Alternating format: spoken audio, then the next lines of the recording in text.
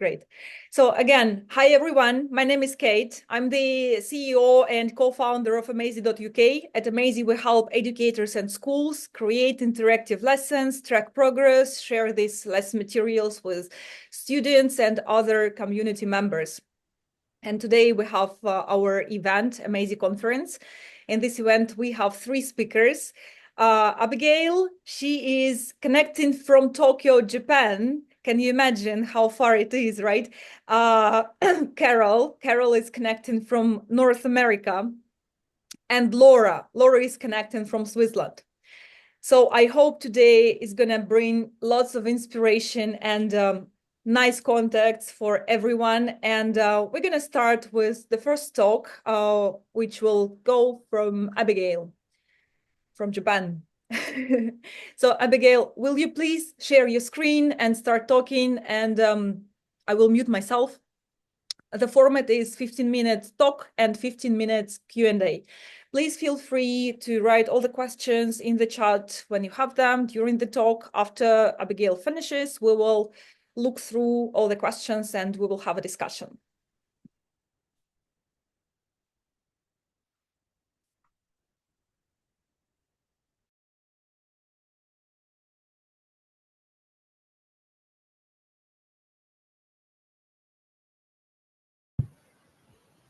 Hi, everyone. Let me just we can hear you. Good. Sorry. Hope you can in a moment when I find the right window, because how many tabs do you have open currently? Okay,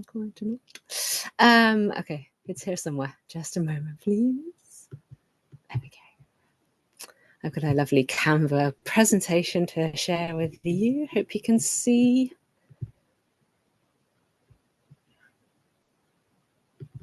Let me know if you can see this beautiful presentation. Yes. Good. Okay. All right. So let's begin.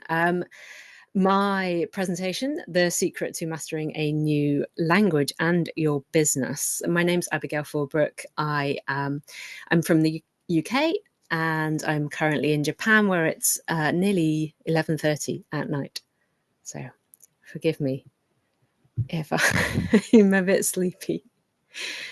Okay, so 2 basic things that we'll cover in this presentation is about helping your learners and boosting your business and your teaching practice as well.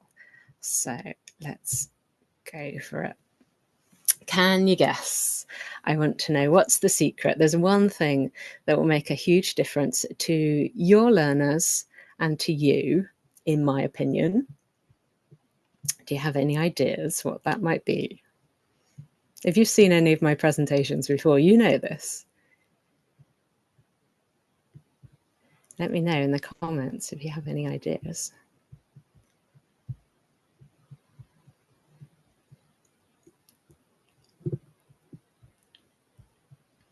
The picture might give you a clue.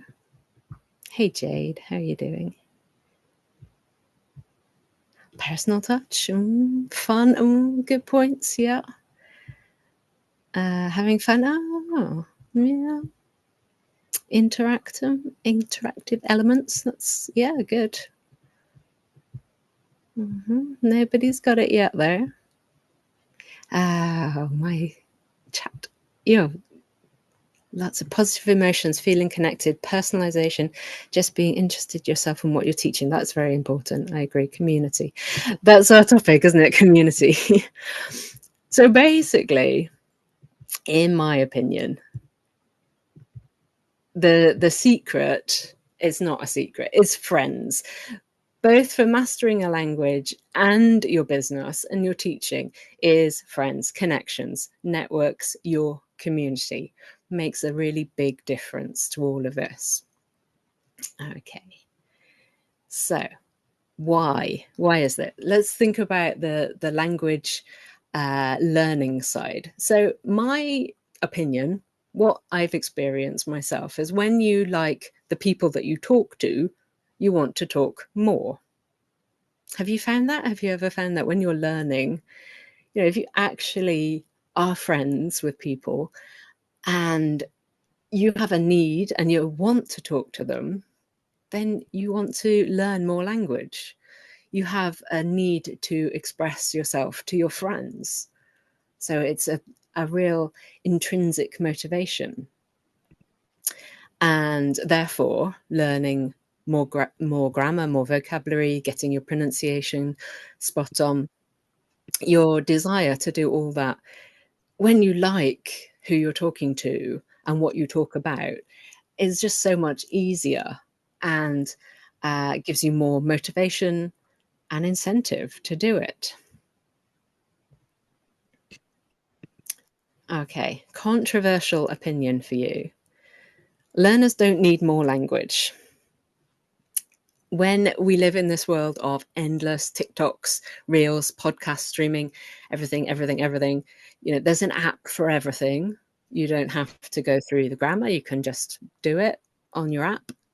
And now we've got AI available 24/7.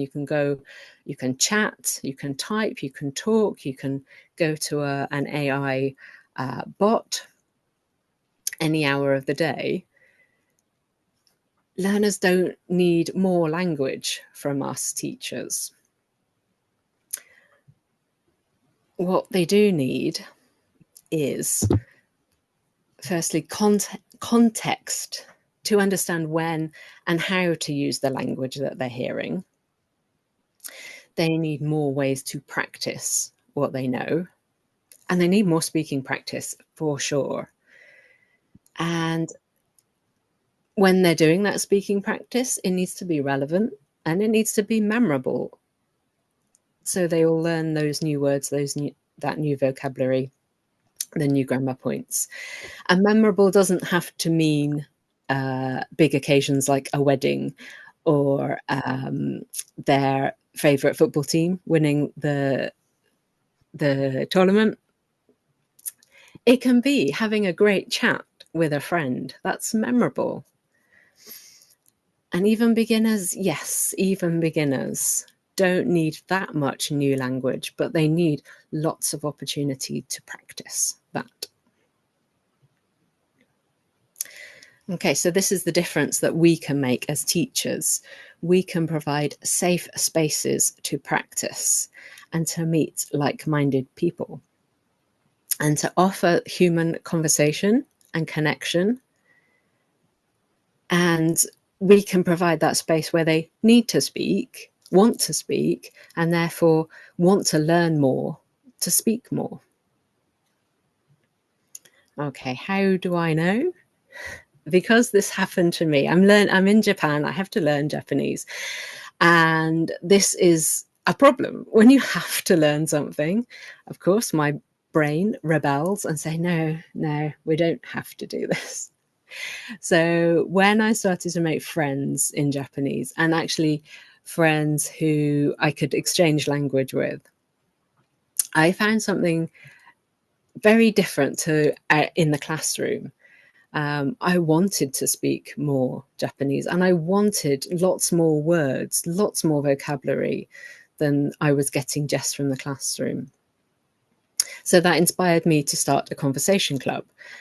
This was for mothers, and I knew there were lots of people out there with quite a high level of English, but not a lot of opportunity to actually speak and use it.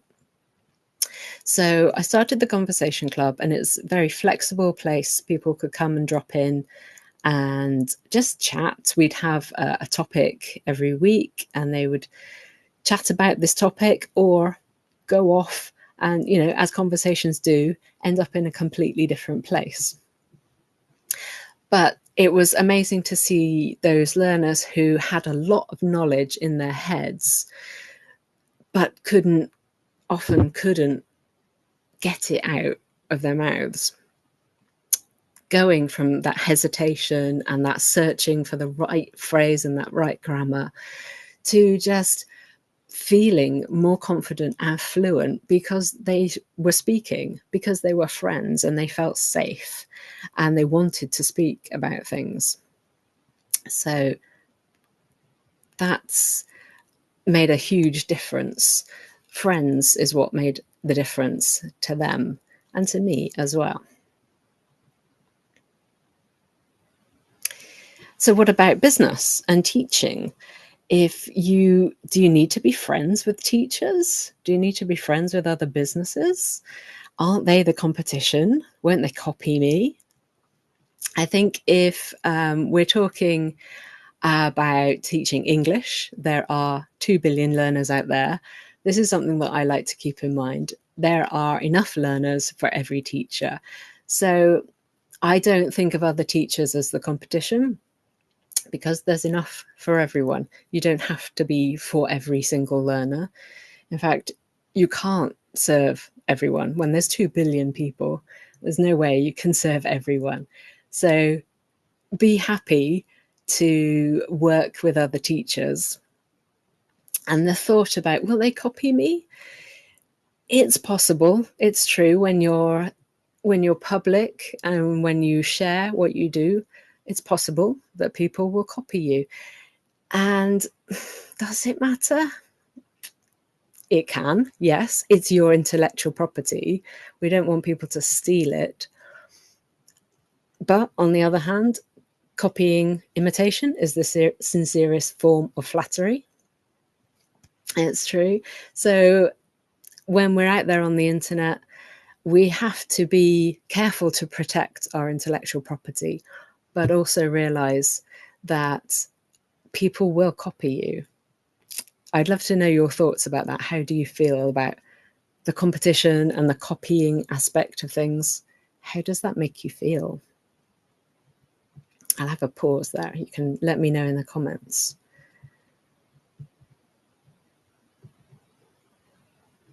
Are you worried about competition, about copying?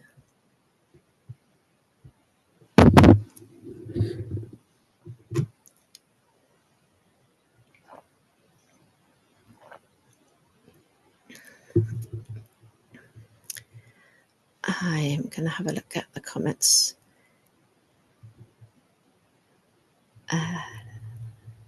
Okay. Oh, it's skipping and I'm missing some comments. So I'm sorry if I missed your comment.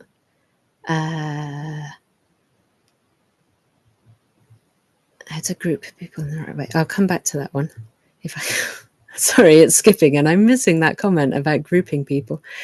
Abigail, don't worry, just interrupt my current comment about stealing ideas and products, but that was about grouping people was a question to ask after your talk. I just put it there not to forget. Okay. Sure. Okay. Yeah. Jade says, as long as you have a specific enough niche, you'll be able to target students that other teachers won't best cater to. Yeah, that's the thing. I'm going to speak about more in a second. It pushes me to lean into what's unique about me and also continue innovating. I'm friends with other trainers and we try to share techniques and materials as much as possible. I think we should worry about competition with ourselves, not others. Right? Your brain, I think, is the number one problem competitor sometimes. Definitely, that's a thing to work with. People choose people. Yeah, your personality and charisma is unique to you, so it can't be copied. Competition is good, keeps you on your toes, but copyright presentations, materials, that's a problem. I agree.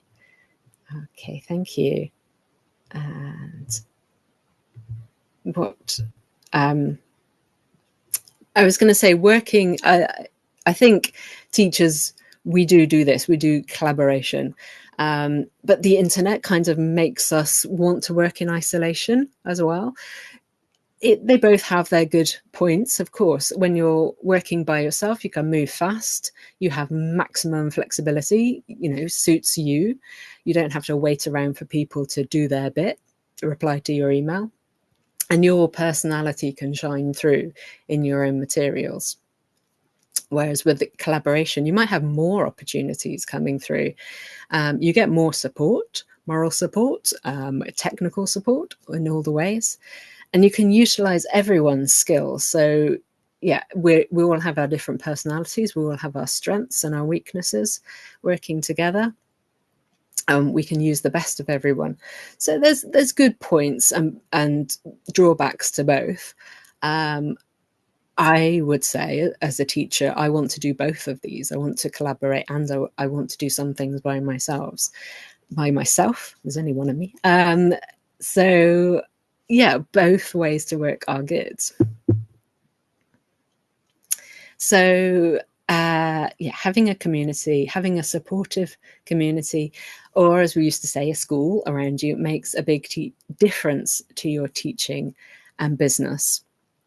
I would say as well, having friends in the business, and also maybe not being friends with your students, but communicating with them, helping them to build a community. Of course, if that involves friends as well, that's great. But they can also tell you, and this is how you're going to grow your business, is by learning what your learners need and what they need next. And you have to do that by talking to them. So I just want to have a quick tell you about Elevate, the Directory of English Language Teachers. If you're an English language teacher and you want to get more visibility, I run a website called weareenglishteachers.com. You get a listing on that as part of your membership of Elevate. You're also a part of a community with accountability and a task every month to take part in. I started this because, working in isolation, I really missed what it's like to have a school around you and have colleagues to talk to. So I wanted a community of other teachers who are in the same boat, but also to kill two birds with one stone, get the visibility as a group of people, excuse me, and get together, get our strengths and join together to make this directory where learners can search for teachers that suit them. So if you're interested in getting more visibility for your teaching business, please come and join us. We'd love to see you at englishwithabigail.com/join-elevate. And I would love to have any questions you've got about community, how you have used community yourself, if you've had conversation clubs, how have they developed for you? Let me know. Paulina. Yes. Hi again. Thank you for the presentation. One thing that you mentioned that was controversial, as you said, I would like to ask you to elaborate on that a little bit. What you mean that people don't need more language, and that like we have, yes, we do have TikToks and social media and apps for everything, and even AI. But what does it have to do with the language that we teach in class? Maybe I misunderstood the point. Right. I think a lot of well, it does depend on the level of your learner. I think if our learners are adults, they've been through the school system, they have maybe even studied at university, they've got quite a lot of knowledge in their heads already.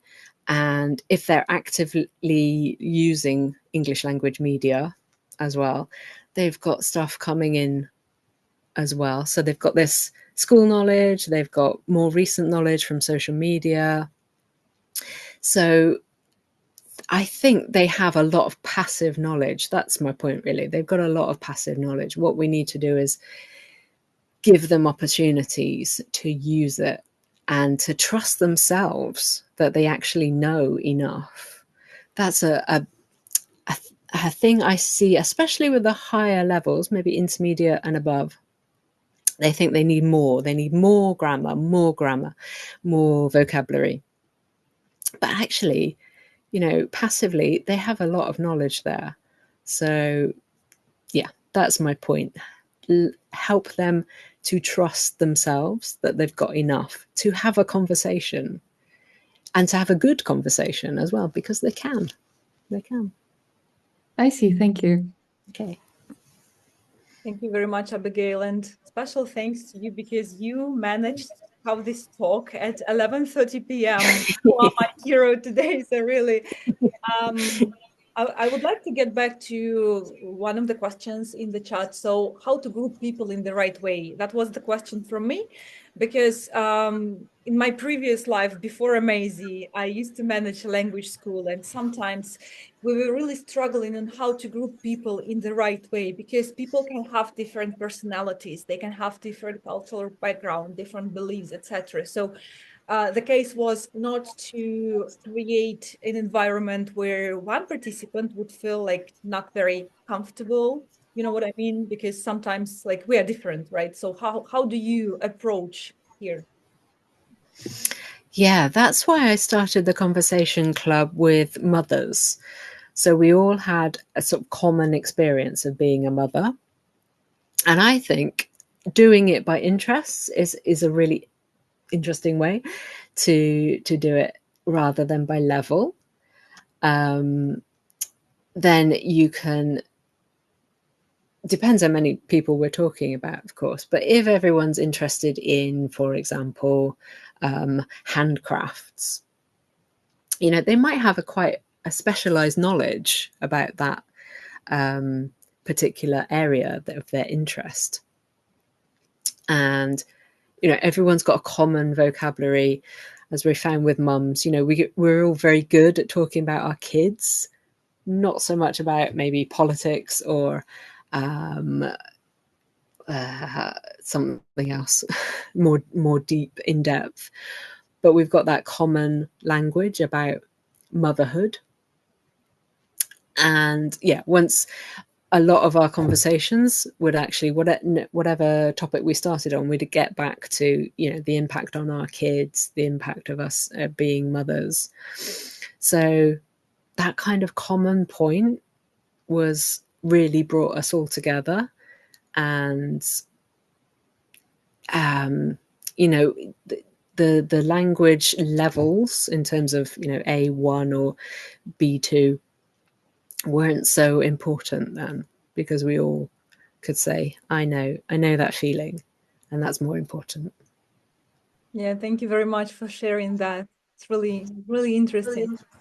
Any other questions, guys? Usama, Kate, Miroslava, Sabrina, Olga, anyone? Yeah. I have a question, if I can ask it verbally. Sure. Do you have any tips in setting up a community from scratch? So I've set up a few communities before, and it's just taken quite a long time to kind of get people on board. I mean, it does happen, but I guess I'm a little bit impatient, maybe. Do you have any tips on how to kind of get people on board a lot faster and get that energy going? Yeah, that is the trickiest part, is to find the right people. You do need quite a big say audience, or people who, you know, can spread your message, who are connected with the right people. Yeah, that's the trickiest part. And that was something that I would, if I was doing this again, I would build my audience more, get even more people. Because even if you've got, you know, the stats of anything is like 1 or 2% of your audience will join. Even if they say they're coming, only under 10% will actually join. So yeah, build them up, make sure you know exactly what you're offering. Yeah, it's a conversation club for mothers, and it's conversation, it's not lessons. My point got more refined over time. But yeah, if you can be really specific about what it is and what they're going to get from it as well, and who is it for, all those points will make a difference. And it does take time. Yeah. There's no fast tracks always, but like you say, messaging is so important, isn't it? Just being really clear in putting it out there and finding cheerleaders as well. Yes, exactly. I did charge, there's a question, I did charge for Conversation Club. It was $25 for 1 month, and we met 3 or 4 times a week. And that was because we're all mothers. We often get sick, our kids get sick, and we can't attend. So yeah, the chances of being able to go to 4 lessons or 4 clubs in a week was small. So yeah, kind of gave a lot of opportunities. I can see, Carol, lots of toddlers are reacting. Toddlers, Yes, I can see on their hearts. There's a rule of 90, 9 and 1, 90% interested, 9% registered, and 1% joined. It's true. Yeah. So yeah, spread the word, get people to spread the word for you, and make sure you know exactly what you're offering. Thank you, everyone. Anyone has any more questions? Because I have one. If you don't have any, okay, I will ask. Abigail, the concept of being friends with your potential clients or with your team is really like a huge part of my heart that I put in my business all the way. But I really had some experience when this friendship didn't play well for me, because when I had my student, when I was teaching privately, for example, like lots of years ago, I used to be an ASL teacher, and I had some students of mine. We became friends, and they were really like into speaking they told me everything about their life. The conversations were in the style of, okay, I'm under NDA, but I can tell you, like all the secrets, everything. But then this kind of relationship were not really about professional relationship then in the end. So then they were like late with their payments or just, developing some excuses. So I'm not going to come today because blah, blah, blah, but friends, so you will not count it as a late cancellation. Like, how to deal with that? What is this edge between friendship and business, and how to be delicate with that? It's always tricky, isn't it? I think sometimes it feels like we're more like therapists than teachers, and you hear about all their worries and everything in their life. I think in some ways, you have to keep a professional edge and take their payments in advance for one thing. Make sure you're clear and say there's a cancellation policy and enforce it for sure. You can be friendly without offering everything about yourself as well. I'd love to know if anyone's a therapist and how you draw that line between it. I think in some ways doing it online as well, it still keeps that barrier between you. Carol. Yeah, Carol, go ahead. So I am not a therapist. So let me stop there.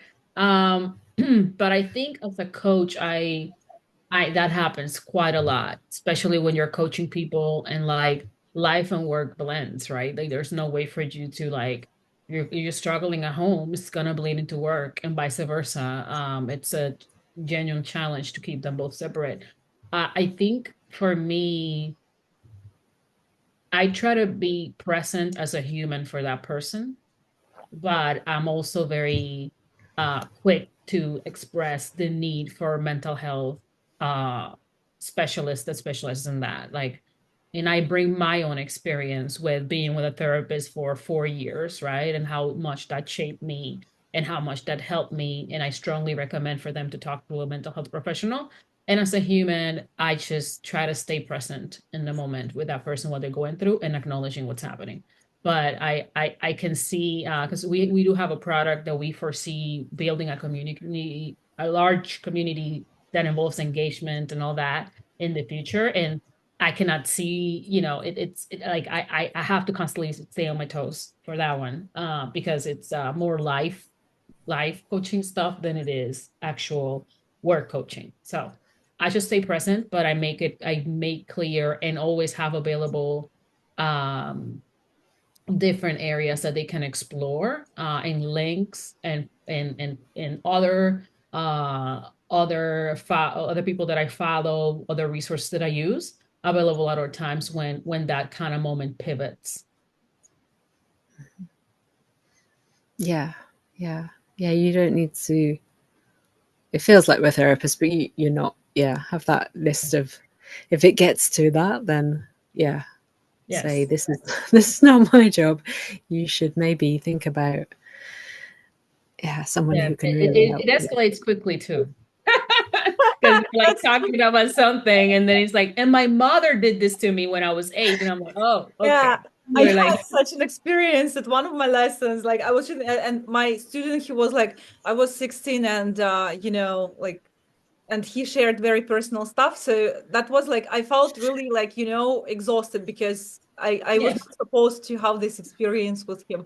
But then after that case, what I started doing as a teacher, I was just, listening to everything that they shared, but sharing none of my like life, and only maybe some small parts related to work.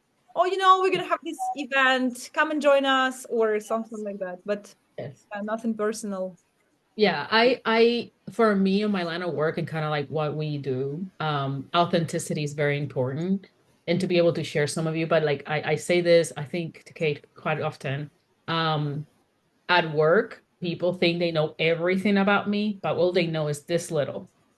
But it's because everything that I share is fully authentic. But they don't know about all the hardships and all the things that I've been through, like unless it relates to this particular aspect of, to your point, Kate, the work and this particular experience I'm sharing. But I love Brene Brown. She shares of like keeping some things that belong to you to yourself, and only few people are um are to be rewarded when knowing so much about your life. So I think within the parts that I share, I am 100% authentic. Like this is everything about me in this area. But there's so much other areas about me that I try to like keep close to my heart. But I want that authenticity and that connection to still be there. Thank you very much, Carol, for sharing that. And thank you, Abigail, for your amazing talk and amazing discussion. Any more questions in this studio? No? No? Okay, perfect. Again, thank you, Abigail. And we're going to listen to another talk now. This time, Laura will share her experience and her thoughts on building your brand. Indeed, I'm looking forward to it. Let me just share my screen with everybody and make sure it's presenting. So hopefully that's gone full screen. Can everyone see my screen okay? Yeah. Yeah. I can see a few thumbs up. That's great.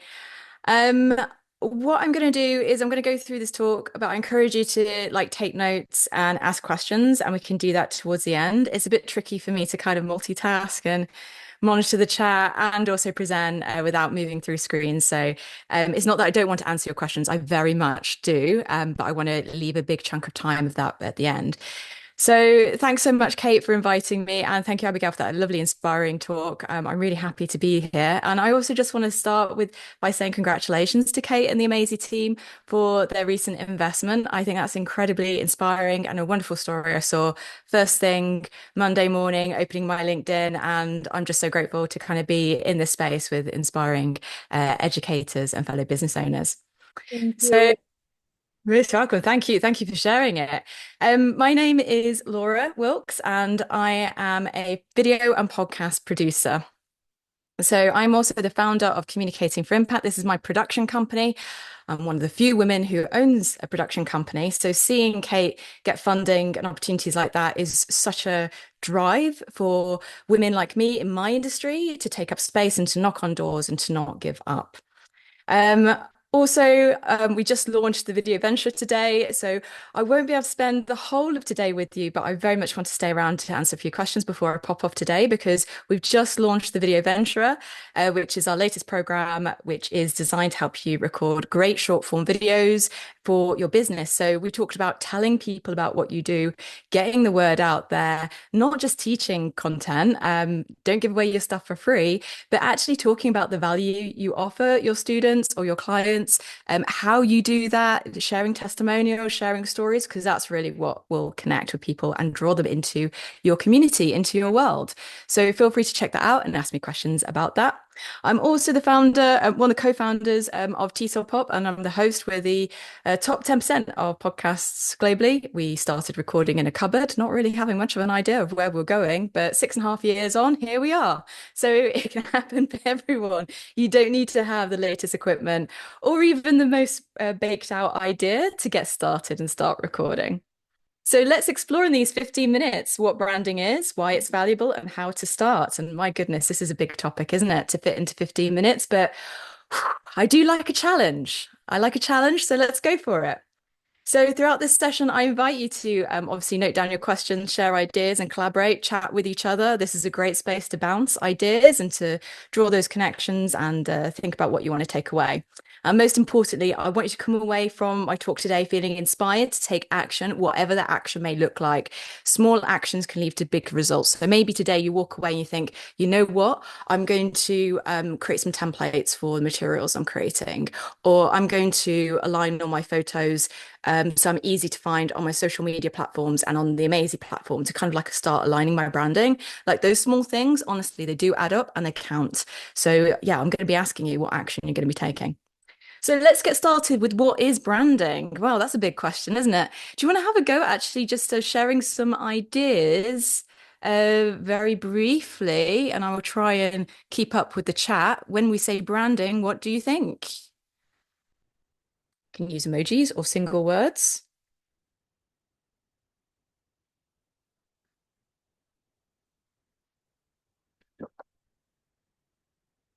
It's a big question, isn't it? Creating a story around your product. I love that. Storytelling is a big part of it. Lovely.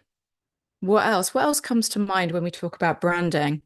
Consistency, says Carol. Yep. Cultivating a credible personality among your audience. Yes, Jade.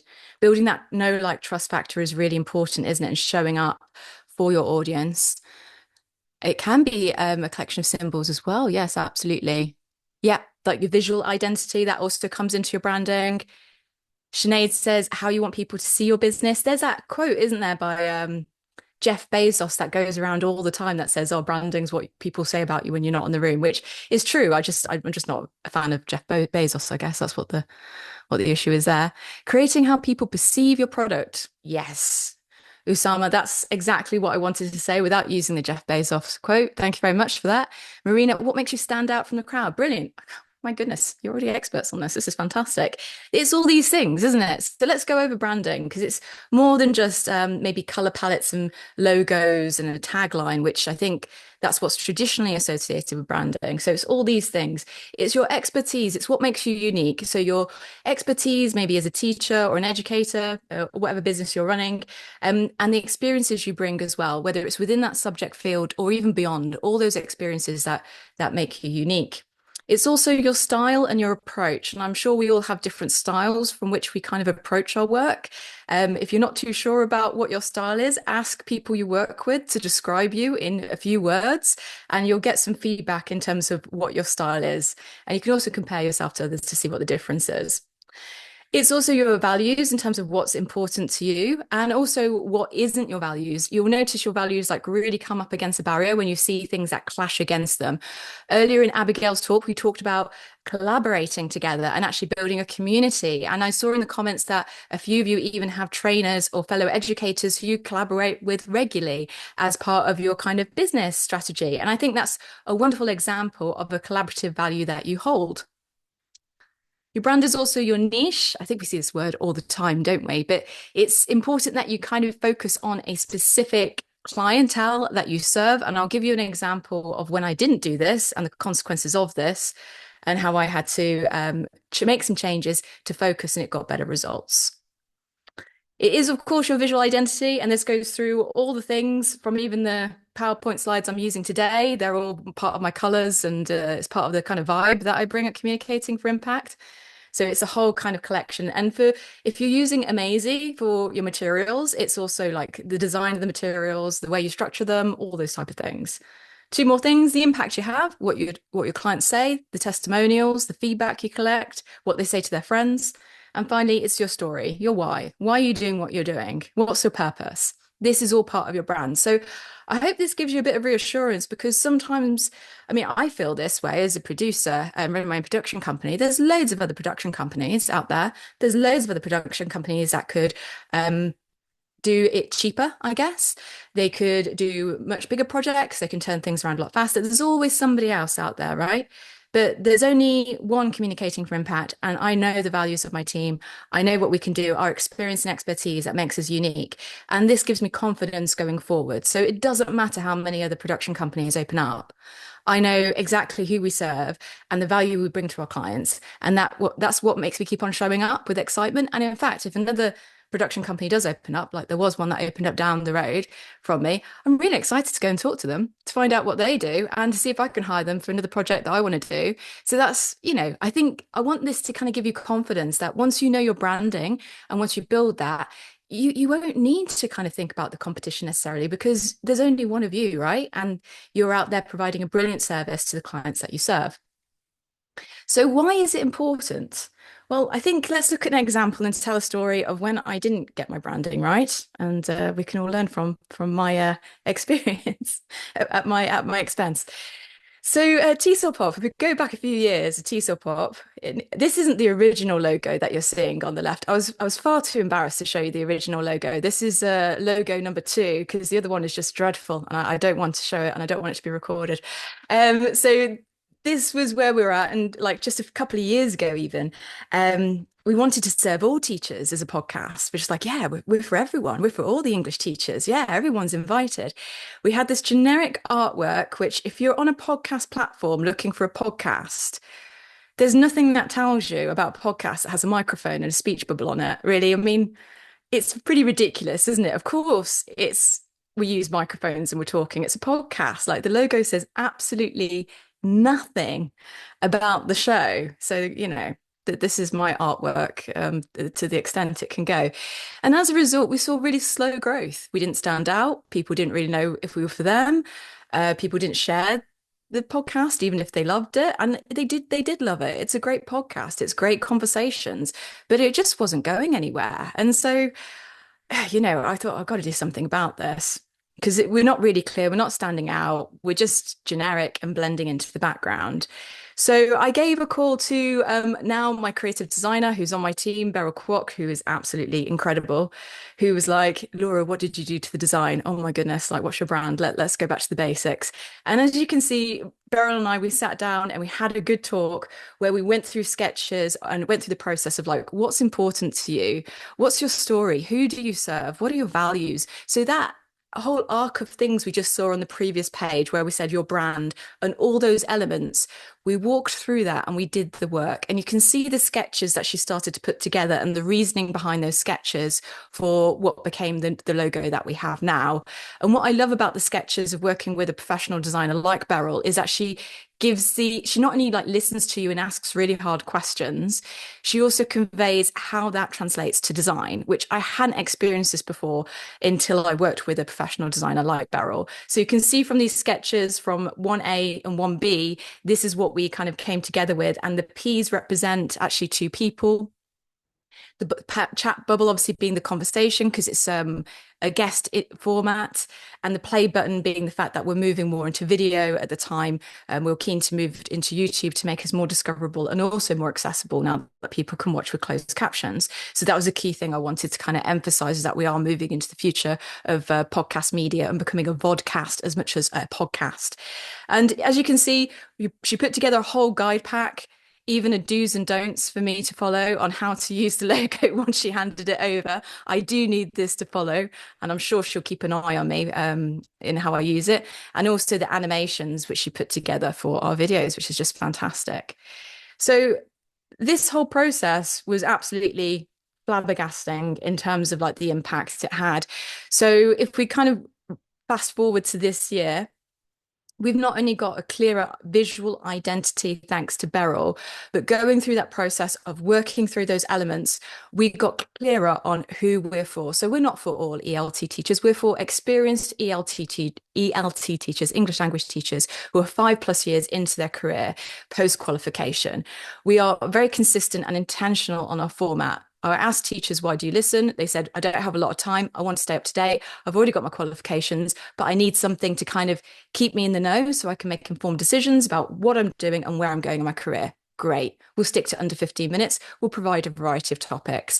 We're now in the top 10% of podcasts, and we average during our peak seasons, and we release episodes to match when people are listening, because I ask them when they're on holiday during the summer and winter, nobody wants to listen, which is fair enough. I can completely relate to having a break. So we mirror that. So when we are in our peak seasons, we are at 1,500 downloads a month, and we've just crossed over 100 countries this year in terms of our reach. And this all comes down to not just this delightful design that people love to share now and interact with, that is also featured on our chocolates. If you were at IOTEFL earlier this year, you may have grabbed a few of these. It also just comes to clarity of messaging, and also being confident in leaning into that niche and being like, we're not for everyone, we're for this person, and let's find where these people are and bring them into our world. So tremendous impact we've had. So how can we start? And I realize I'm down to the last 5 minutes of my talk. I'm feeling pretty good actually with my timing. Well, if you're thinking, gosh, I don't know where to start with my branding, I don't feel like I have a clear branding, don't panic. First step is to brainstorm. And you can use this. Why not take a screenshot of it and use this as a way to kind of start brainstorming and answering these questions? And if I move it over to the next slide, there you can see I put some prompts and some ideas there for you. So when you think about your expertise, what areas do you specialize in? I was talking earlier to Marina on this call today, and she specializes in teaching IT professionals business English so they can succeed in their careers. Brilliant. Like, what's the experience you bring? How do you do that? What's unique about your teaching style? So use these to kind of help you build things. And if you're thinking when it comes to visual identity, oh my goodness, I don't know what to do, there's some really useful like palette generators, like the colors one here that I'm suggesting, that can help generate colors for you and generate a palette.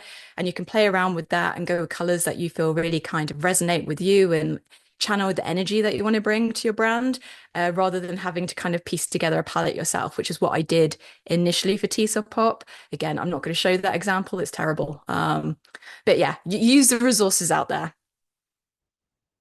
And once you've done that, so once you brainstorm that, and that could be either by yourself, with fellow teacher friend, with your students, why not? Get different voices in there, bounce ideas. You can start to create a brand guide. And a brand guide, this is a snapshot of some of the brand guides that Beryl Kwok creates for clients at Communicating for Impact. So here's a sample. A brand guide can include things like your preferred color palette. So we've got a nice range of colors here to play around with, and some nice contrasts as well. Your preferred fonts and how you're going to organize those. And we also, if we go through the pages, we have samples of like captions and how we kind of word things and our tone. You may notice, if you've been following TESOL Pop, you may have noticed we've really leaned into our fun tone on LinkedIn. Because originally I was like, oh, I'm just going to try and just do what everybody else does on LinkedIn and be really serious and professional. No, we're not that. So we've done it. We've definitely leaned into like the fun side. And I think you'll see that in our messaging. And that all comes down to our guidelines of our tone and the type of content we want to create. And this is a good idea to also include in your brand template, your brand guide. A mood board is something I've never used before. Has anyone used a mood board before? This is a whole new thing for me. I can see Paulina's nodding as if say, yep, I know this. This is a really good kind of creative springboard for when you need to create something new. Let's say it's a new asset for your brand. Like, oh, what was I doing the other day? I was creating some different size posts on Instagram, and I had no idea how to go about it. But I went back to my mood board for Communicating for Impact, and I used that as kind of like a way to come up with a fresh idea. And the other thing is, of course, templates. Templates save time, keep you consistent, means you don't have to keep on reinventing the wheel. Happy days. And in case of templates of Amazy, because I was poking around on Amazy, and I know this is why we're all here, right? I was just thinking, oh, well, how can we start to kind of bring our branding into that space? Well, firstly, having like Usama, I think is on the call actually today, having a profile photo there, matching this up to social platforms that you may be on as well, so people can easily recognize you and find you. So if you are talking about your Amazy resources, your amazing, Amazy resources, people can then go to Amazy and then find those resources and be like, oh, there's Usama. Oh, great. Yeah, I was just saw them on Instagram talking about that. Also, you have this lovely space for the header artwork. Don't be afraid to kind of create templates that align with your brand colors and maybe even have a bubble of your name, your branding on there as well. So not only the content is clear to see, but also that people recognize like, oh, this is that person's work I love. Of course I'm going to follow this. The format of your materials, it may feel a bit like same for you, but it's not for your users. I felt that way when I was creating TESOL Pop, like, oh, aren't people going to get bored with like the 15-minute segment and like the several questions? No, they're not. Actually, consistency helps to kind of create that rhythm of, oh, I know what to expect from this person. Oh, I'm going to come to this person because they're really good at this. So don't be afraid to kind of find formats that really work and just keep at it. We talked about the tone, and I think also to think about like the visual identity that you may not have thought about yet is also the tone and branding that comes through in your audio or visual content that you may upload. This could be short form videos that you're creating, the fonts you're using in your captions, the music you're using. Is it all in alignment with the overall brand that you want to convey? So lots of ideas, and it's quite fun to experiment with. And lastly, I would say once you've done all this work, make sure you tell people about it. It's one thing to kind of have all these things in place, but you work really hard to create amazing experiences and products for your clients. People need to know about it. So go out there, hang out in the places where your clients are hanging out and tell them, because they need to know. Like, that's the worst thing you could do as a business owner, is to not go out there and be like, hey, I've got this great thing. I think you're going to love it. Do you want to try this, like this freebie for a go, and then you can find out more here, or would you like to try out my newsletter or something of value that you may offer for them to give it a go first? And lastly, so step 3 would be to gather feedback. I made it sound like you do all this work and then you have your brand. Ta-da! Well, yeah, well, no, not really. It does take time to build a brand, so don't feel like you have to kind of rush all this. It is very much a process.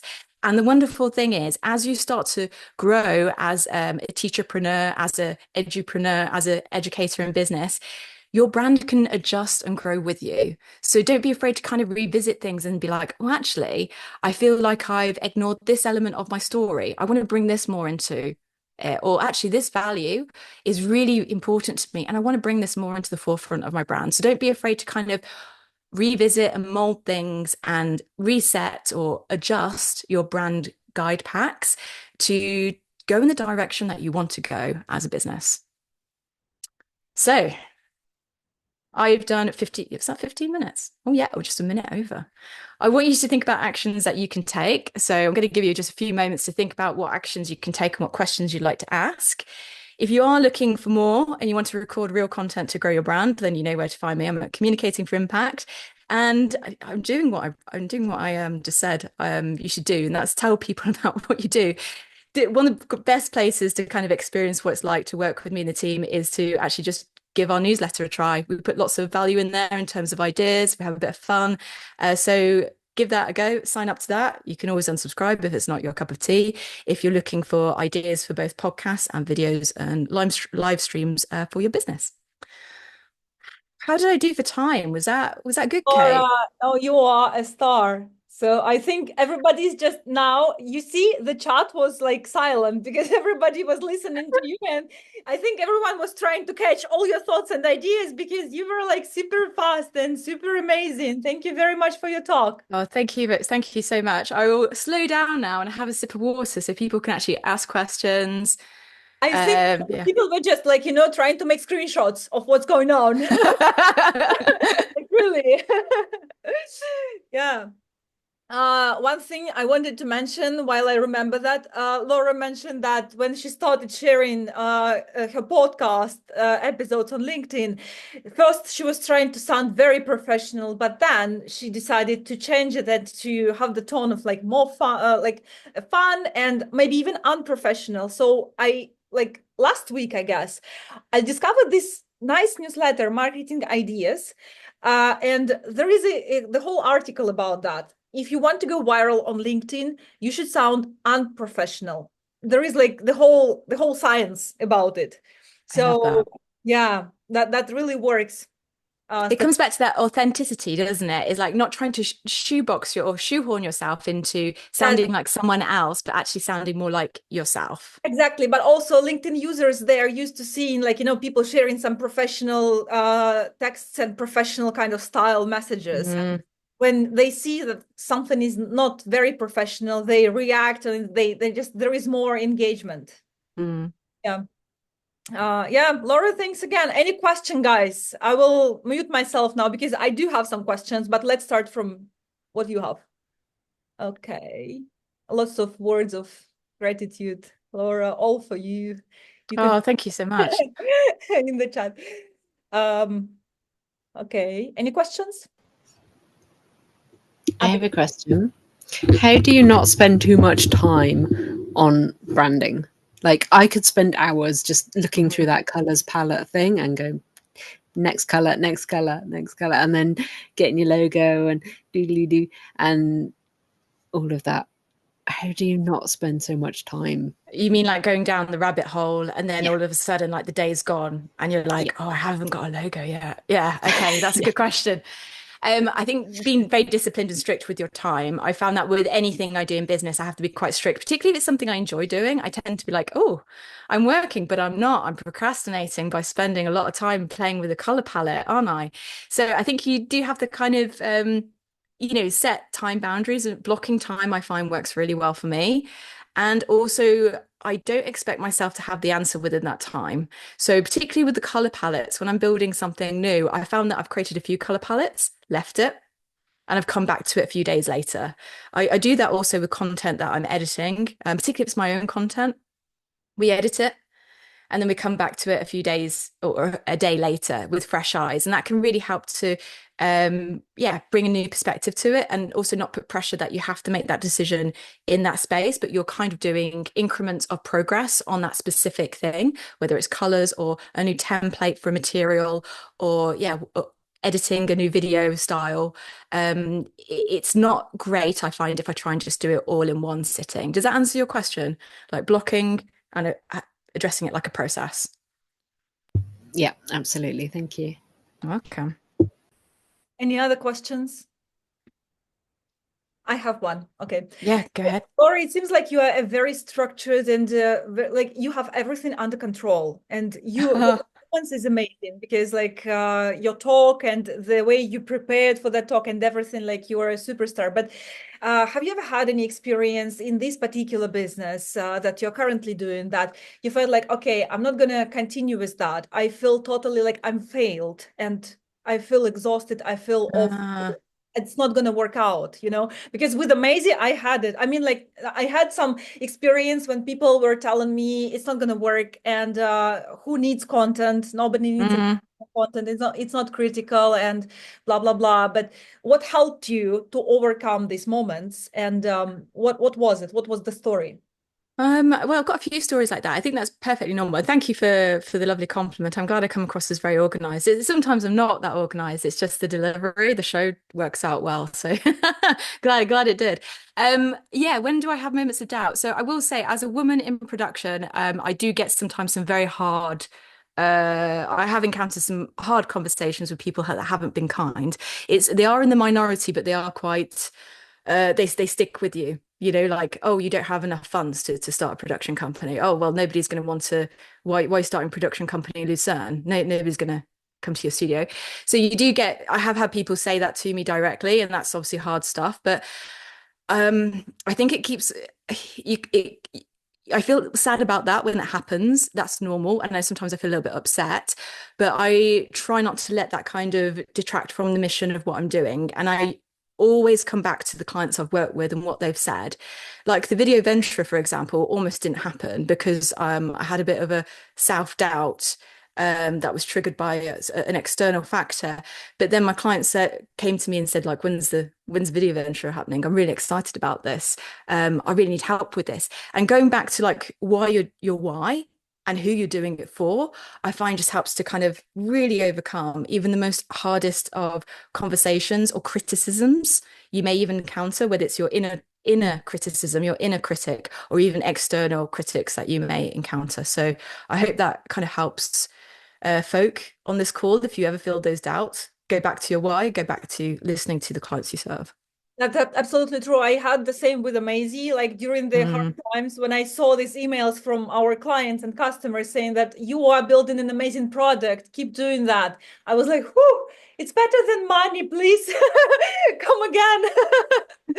Really, it really supports a lot people around in the community. And that's why it's important to surround yourself with these people who inspires you and who is using your product to build a community of your users and customers and communicate with them. Any other questions, guys? Anything else? No, this was really, Osama. really amazing. Thank you. Yeah, I have a question related to what Kate was saying. How can you know that the market needs what you offer? Say again, how do you know the market How do you know that the needs? market needs what you offer? A little bit of research. I often just do a little bit of market research before I launch a product. So if I take the example of the video Ventura, well, firstly, my clients were telling me that they wanted it, but then I asked a few more questions, like what would it look like? Why aren't you going with another provider? Because there's lots of other video training out there. What's stopping you from taking those? What is it that you're looking for that you think is going to work? What's the transformation? And I know this sounds like really heavy market research, but literally it's a few coffee chats with people who I think would be my ideal clients and just letting them talk about their needs, and floating ideas I have for a program or a service that I'm about to launch and then going from there. So I hope that kind of inspires you to, like, maybe with the clients you currently have, if you're thinking of a new program, see if you can get them on a call for like a 15-minute chat to say like, hey, I've got this idea. I'd love to float it past you, to kind of get your feedback and your input. And that way you can gauge if there's an appetite for it, or or whether it needs to be tweaked in some way. That's how I tend to kind of make decisions about not only what to launch, but what it looks like as well. Thank you so much, Laura. You're welcome. That was a great question. All great questions. Any others before we wrap up today? I will have to hop off. I am sorry I can't stay for the duration, but I'm really glad we're recording this because, Carol, I want to watch back your talk. Thank you, Laura. I think we will then let you go. And thank you very much for joining us today and sharing your insights. And yeah, I think everybody's like now in this video conference, everybody is ready to take some action. Yes. Yes. Brilliant. Thank you so much. It's been a pleasure spending time with you all. Enjoy the rest of your day and hope to see you on LinkedIn or other spaces very soon. Bye, Laura. Bye. Yeah, and we're going to have our final talk for today coming from Carol from the North America. And she's going to tell you the story about content for her community. Carol, please share your screen, speak. I will mute myself. Thank you so much. And I am going to get ready here to share and hit present. So give me 1 minute. Here we go. Let's see how it shows up here, and then I will share my screen. Okay, can you guys see my presentation? Yes, it's beautiful. I love it. Awesome. Thank you. I have two screens, so I'm going to be looking this way and looking this way, but it's not for lack of wanting to pay attention to all of you. So first of all, I want to thank Kate for the opportunity to present to all of you here today.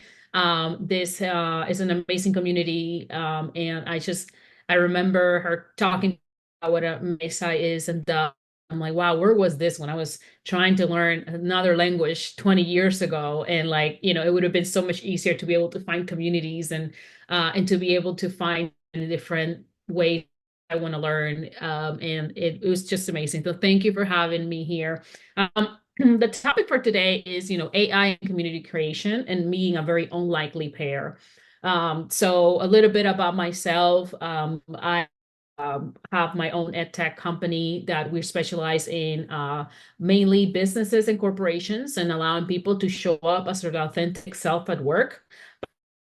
coaching products that are designed to teach people how to be their best themselves at home and at work. And we'll talk a little bit about my background, but why am I here and why I selected this topic. So very life-changing for me in our journey. So I want to remind you that, all up until probably sometime until June this year, it was a solo shop, right? I was an educator, a coach, educating people, training people on how to be their authentic self. And it was just me. And for the last 2 years, I just kind of sat at 159 followers on Instagram. It fluctuated between 140, 160. And this year, in honestly, I say 6 months, but only 3 months, we reached the 1,000 mark. And Kate is here, my other Kate, I call my own Kate. It wouldn't have happened without her. But more importantly, we did post it more, but I was posting a lot, but I wasn't driving any more incremental followers or people that wanted to see my content more. And bigly because at the beginning, was different, and I'm going to share with you about what was different about it. And I did use AI to create some of my content, and I still wasn't finding found. So it really improved the way we do things. We also went from zero to having a newsletter in 4 months, right? And we have almost 100 people in our newsletter. We didn't have that there. Our engagement for our webinar are about 25%. And it's just very, very good numbers, and our conversion is really high. And also we grew our followers on LinkedIn ×5. We just opened our LinkedIn page this year. So this, might seem small to some, like when you look at someone that has been in the game for 3 years versus someone that's been, but this is a reminder that this just happened in the last 6 months. So I want to share with you how we got there as an educator myself, and we're going to start now. A little bit more about myself. So like I said, I have our own ed tech company. We also have a lot of AI backed products. So we are very AI friendly here, but also we're big into human intelligence, because training stands for human inspired knowledge. And everything that we do is thinking about the human in mind and creating products that are for humans. Been a coach for since 2019, and I started coaching, and I went from having my own coaching company and coaching people to actually coaching enterprises, to actually teaching and having training, and from training into a company, which is where we are today. So, have you heard people say, hey, all you need to do is AI, don't worry, go in, put your knowledge, get the post out, then just post that, right? Easy, come in, come out. But what people don't tell you is that AI could actually hurt your audience and your community creation. If your content sounds like AI, how many of you can know when AI made something, right? That sounds like AI. Humans are that smart, right? That intelligent. Last year, you wouldn't be able to tell the difference. Today, you're like AI, right? So it could hurt your community creation. It can hurt your authenticity and can you come across. And actually being able to find a certain niche, but also be able to have people know that it's you, can have a big influence on your community creation. So let's take a step back and take a look at what is the connection between creation and AI, right? So your community will grow if you're talking directly to your audience and what they're interested in. So that will help together if you are able to know how to use AI tools. And we're going to give you some tips today on how to do that. You can only create good content if you know who you're making it for. And I love that was the question that was asked earlier. Because it is definitely, how do you know your audience likes what you're creating? We're going to go over that today. And then how you're creating relevant content, and how do you know if your community is even interested in that topic? So we're going to talk about those things today. This is the most important part of the presentation. I always say this in my trainings. You forget everything that I say today and you want to remember one thing. This is the one thing, right? Community content isn't about your voice, and it's about your needs. It's about the needs of the community, right? So that is crucially important, because believe me, I have all the ideas in the world. My team can tell you that. I'm like, oh yeah, and we're going to talk about what will your 20-year-old version of yourself will do, right? Like, oh, and we're going to talk about all these things. And I'm like, my team's like, yeah, great. I'm not interested in that, right? And my team reflects more of my audience than myself, right? So I'm like, oh, I thought that would be a very interesting topic. So I actually use AI after I create my audience to be like, hey, do you think this topic will be interested in this part in this? And they're like, no. I'm like, oh, I thought I was the smartest person in the world. This was a great idea, right? But it has nothing to do with that. It has everything to do with the fact that your community is interested in different things. And that's okay. That's why we're all different. So keep this in mind as we continue to create. So our growth strategy has to change, right? We need to create more relevant content. We need to generate more content with frequency, right? Because everyone says stay consistent, right? Easy said than done, right? Like I'm a human being trying to run a business, also have 2 kids, right? And a husband and all this stuff running around. Like, how am I going to stay consistent and then create more relevant content? So the first thing that we did was we started doing what I call focus groups. And I created focus group based on every single customer point that I wanted to share. So I will create a phone call where, we ended up giving like a little mug gift to all participants. But we did one for managers, we did one for HR teams, and we did one for actual participants of our training. And we created a think, feel, do Zoom meeting, and I strongly recommend that you record it, because there were things that I couldn't save in my mind that helped me have the transcript afterwards and to be able to access it. But this was the basis in which we created what I'm going to show you next, right? We were able to say, hey, how do you think a great training should feel like? How do you feel after an amazing training? And what do you actually do after you got those learnings? And those 3 questions, and you have all this, and these sticky notes are from one of our actual trainings, the writings from our actual participants, and they all put their stuff on a sticky note. Just Canva's free, I strongly recommend it. And then just put it in there and just get all the, and from that, I was able to create some really cool stuff, our personas. So each particular participant, I took all their think, feels, and do's. I work with ChatGPT on creating what is now our current personas. And these are actually our personas. These are actually the pictures that we use in our company to be able to identify who are we talking to and who are we speaking to in this particular content. And I'm telling you, there is nothing like talking to a camera can feel so lonely. I know Laura will agree with me. It was so hard for me.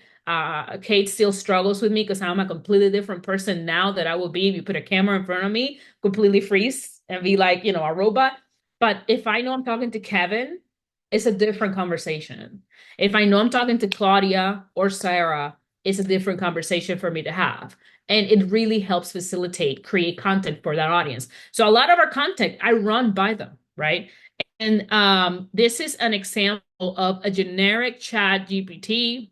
And this is an example of one of our personas, right? So we are creating our content, and ChatGPT, can you give me 3 codes of mastering remote team management, right? And then when I give you, hey, an Instagram, I need an Instagram thing, is this good content? Look at all the stuff that Kevin has given us, right? Hey, intentional updates save us from chaos, right? Like words that actually make sense and that feeds their needs and their intentions, or fussy expectations lead to frustrations, right?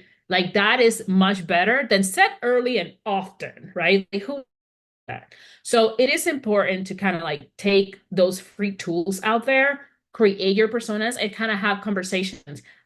Me and my team have funny times when we're like funny jokes. When, hey, Kevin today. I haven't talked to him in a while, right? We'll go on vacation about this stuff. So we make it fun and interesting, and it just keeps us on our toes in terms of our stuff. So the key to AI usage for creating content is that it needs to be 70% human and 30% AI. And in your mind, it might feel like, wow, that feels like I'm going to do most of the hours and most of the work. I'm telling you, it's not. If you use 30% of your content is AI based, you're actually being more productive. Because once we run those cues by Kevin, now I'm like, Kevin, I need it for Instagram. Kevin, I need the same post, but I need it to be a newsletter on LinkedIn. Kevin, and now I created the same form of content for all these different areas that will actually be targeted towards that people. Now, think about it. Those 1 hour conversations that I had with those focus groups is what Kevin is on the background. So it's like taking that focus group and be able to get that knowledge base and be able to ask that focus group again and again and again for that content without having to get them back together again. So this is another one. If you forget what I said today, remember this. 70%, 30% AI is what's going to give you the right combination for you to create that content. So some of the best practices from that is we created the 48-hour rule, which is always wait 48 hours between implementing those. Why? Because we double check that the data is correct. So if we're checking any data points, we make sure that the data is correct. We sleep on it, we listen to it, we edit it, we go back and look for, make sure that we're not just sleeping on it. And then cross-reference your AI personas with the real community feedback. So you're going to continuously get feedback. We believe that the persona is visited every 6 months. So every 6 months we go verify that the information hasn't changed. And then also keep the 70-30 balance, right? Like it's very important that they want to hear your voice. AI is just there to enhance it and make you faster and more productive. So watch outs for using AI. Mechanical messaging, nobody, that is very important. Even though after Kevin comes out with stuff, you still have to edit and just bring your own voice to it. Community disconnect, like make sure that it is not trying to hit like the wrong community. You do need to start your own chats every once in a while. After a lot of prompts, your AI chat can be dysregulated, right? So it's important to redo it. And then perceive the gaps. Is there any gaps that are missing? And then the tone mismatches, something sad that you're communicating. Make sure AI does not follow tone. So that is important for you to keep in mind as well. So, your AI journey should look going from a tool to like a teamwork, right? Talk to it, teach it, improve it, and nurture it. I always say, and we say this at Microsoft all the time, that AI is an intern and is only a year old, literally. It just started last year in March. So will you just expect your intern to know everything that you know? No, you have to teach it and nurture it and work with it. So think about your AI tools as that. And this is our implementation roadmap. And we have a more detailed view of this that I didn't want to share because I do want to give time for questions. But, community listening, which is that part that I share with you about our focus group with sticky notes, persona development, and taking the time and creating Kevin, creating Claudia, creating Sarah, and then the content strategy. Okay, where are we going to go? So we have our content strategy for LinkedIn. That's for our B2B client. We have our content strategy for LinkedIn. That's for our B2C client. And we match our channels to our strategy and our content. We have a newsletter, which I'm going to put on the chat here in a minute, or LinkedIn page so you can follow us. And then we execute. But more importantly, we optimize. So at the end of every month, we take a look so every month, so this month just finished, Jovi's probably putting together with Kate all of our numbers, our followers, our posts, what were the best performing ones. And then from there, we're seeing that our audience being attracted to a particular post more than the other. And then we optimize and we tell Kevin, hey, for some reason, this was better. What do you think that is? And we go deeper into that particular topic and create more content based on that engagement. So that is, then I also have some tools for you here in best usage, but that is kind of how we do our thing. Recommendations for AI tools. You can read what it says here, but I'm going to tell you. ChatGPT is great for repetitive work. Claude is not. Claude is your listener, writer, helps you brainstorm better. It's a better language model than ChatGPT. ChatGPT, you have to tell it not to give you stuff because as soon as you type something, it's going to give you a response. Claude takes his time and typically doesn't rush into decisions, so helps you come up with some better strategies. We use Claude to create our personas. We use ChatGPT to create repetitive content and create back-to-back formats. Amazing for formats. Also great for research if you ask it to be your researcher. Always give your AI a role or a job. What do you want them to be for you? Your content manager, your marketing strategist, your content writer, right? You have to be clear. Copilot is amazing. Love it because I work at Microsoft, so I know a lot about it, but it's better for like office, organizing your office, organizing your email, anything that is more like office related. And Gemini is good for just organizing your email, similar to Copilot, but it's not really good for research, hasn't been for me. With that, this is some of the contents that we have put together since we started chatting some of our really high performers, and that has helped us really take it to the next slot. The key here and what I want to teach is AI helps you achieve frequency, reach, and relevance, and really allows me to enhance what I have already gained in terms of knowledge with that human intelligence. Things to keep in mind, and I'm going to turn over to questions, is measuring your success. Avoid the comparison trap. It will keep you hostage. Stop comparing yourself when you're in chapter 2 to a person in chapter 10. I will never have as many followers as Ali Abdal. Abdal has been doing it for 10 years. He has been creating a community for 10 years. It is not rational for us to compare ourselves to where people are in chapter 10. And then focus on growth, that track what matters, right? I track my individual content. To me, that's much more important because it tells me what my audience wants to hear. And keep score, because you cannot grow what you can keep score of and understand. So that monthly with your team of analyzing each piece of data, or with yourself or whoever you're working with, is very crucially important. That is my presentation for today. I am open if you guys have any questions for me. Thank you, Carol. It was amazing. You are like pulling this energy, I mean, like from somewhere from your experience and putting it here. And I just felt it, I think, on a physical level. Thank you for sharing your fire. Thank you very much. And that was like truly lots of insights on technological side, because although I am an EdTech founder, I also like sometimes looking for new technologies. And when you work with technologies, you kind of like feel this blur in your eyes. And yeah, thanks very much for sharing this experience. And I do have some questions, but maybe first our audience would love to ask something. Yes, absolutely. Paulina, Jade, Marina, Fatima, Abigail. Okay, I will start. Looking at this amazing experience, I can't help but just thinking about how it felt when you really clicked, okay, I'm gonna work deeper in this like question, because I feel like I'm not working enough and I need to have these interviews, I need to research it, I need to put some more time on it, because we all have some moments when we switch, and sometimes this switcher is something that really hurts, right? Yes. What happened in your experience that made you change your direction, go deeper, develop the personas, and work with community better? So for me, I went to a conference, and so I've been doing, this is important to know, I have been doing the same training since 2019, which is taking people's natural born talents and teaching them how to use it at work. I've been coaching on it, I've been training on it. That particular part has not changed. What changed was the fact that I was tired of the clients that I coach to forget everything that I've taught them after I was gone. And that's what led me to becoming an EdTech founder, because I'm like, okay, I need the use of technology for this.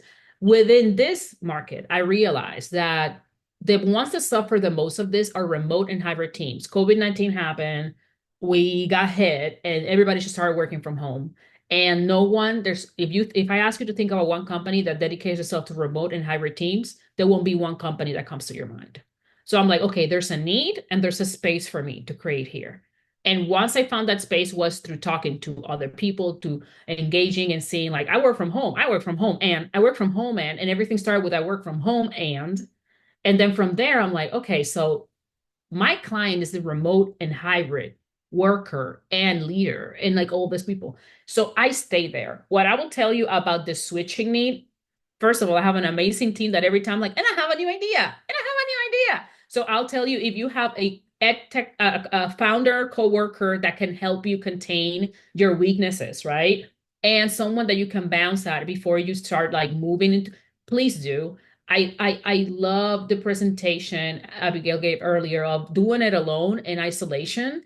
It just leads to so much more that you can gain just by being one-on-one with another person running this by. So my amazing human beings that are around me are the ones who allow me to do that. But I will tell you this, if you stay in one space long enough, you will realize that you can do so many new ideas within that new space. We have honed in into that hybrid and remote work environment and have leaned in, and so many other amazing things has flourished within that same niche that I have not have to move. But sometimes we don't stay there long enough to bring that innovation into that small space. And, and then whenever I'm trying to, squirrel and derail, I ask my team to bring me back in. Thank you very much, Carol. Really, like you start telling something and I feel it resonates so many sides of my own experience and myself. Thank you very much for sharing it. Any other questions, guys? I think everybody's just like, getting ready to take some actions, I'm sure, for today, because the to-do list is so huge now. Yes. And we have more. So if you I'll put this on the link too, but feel free to follow us on Instagram and LinkedIn, and then we can give you more. We're gonna send this deck anyway, Of course. Kate, you can share yes, it. we're But gonna send feel all free. this. We have a newsletter where we share insights for remote workers and people working remotely, and everything in regards to this. But also, if you want just how we create our content, much more is coming up for us. Like we're about to turn doing more partnerships and more co-sponsored work, and we're about to stay within the same lane, but just add a little bit more tactics. But it has been definitely life-changing for us to really kind of use technology. And I agree with you, Kate, in the sense that we are an ed tech company, and sometimes we're so caught up in our own stuff that the new technology, we kind of like, oh, that's right, we can use this, we can use that. And it helps us kind of like, really identify our things. But yeah, try the personas. It's been really amazing. It's really helped us grow. And I'm excited to be here. If you have any questions, feel free to reach out. Thank you very much, Carol. I will stop the recording now. And thanks again, everyone, for joining us today.